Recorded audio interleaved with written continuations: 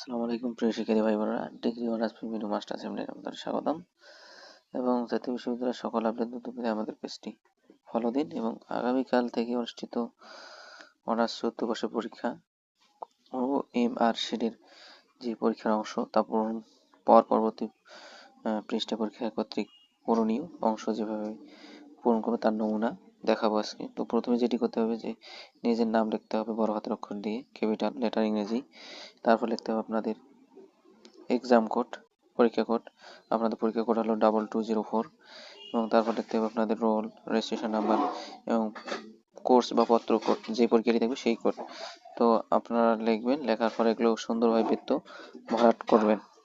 তো তারপরের পৃষ্ঠায় যে কাজটি আপনাদের করতে হবে সেটি হলো যে আপনাদের প্রথম যে 1 নাম্বার সেখানে লিখতে হবে অনার্স চতুর্থ বর্ষ, তারপর পরীক্ষা 2024 সাল এবং বিষয় এখানে আমি রাষ্ট্রবিজ্ঞান লিখছি। তো আপনাদের যে ডিপার্টমেন্ট থাকবে সেই ডিপার্টমেন্টের নাম লিখবেন, নিজ ডিপার্টমেন্ট।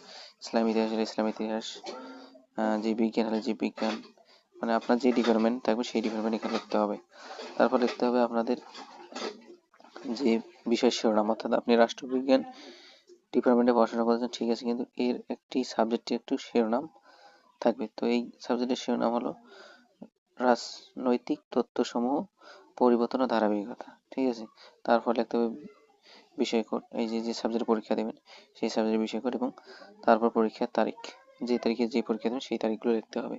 তো যেহেতু 30/4/2026 সালের পরীক্ষা, প্রথম পরীক্ষা, তো এইটি আমরা দিয়েছি। তারপরে আপনি যেটা করবেন যে এখান থেকে আপনারা লেখা শুরু করবেন। এই পৃষ্ঠায় এখানে লেখা থাকবে যে এই স্থান হতে লেখা আরম্ভ করতে হবে, তো এইখান থেকে লেখা আরম্ভ করতে হবে।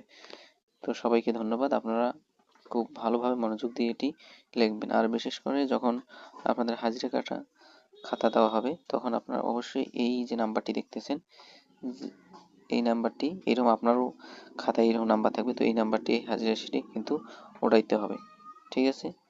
তো সবাইকে ধন্যবাদ, ভালো থাকবেন।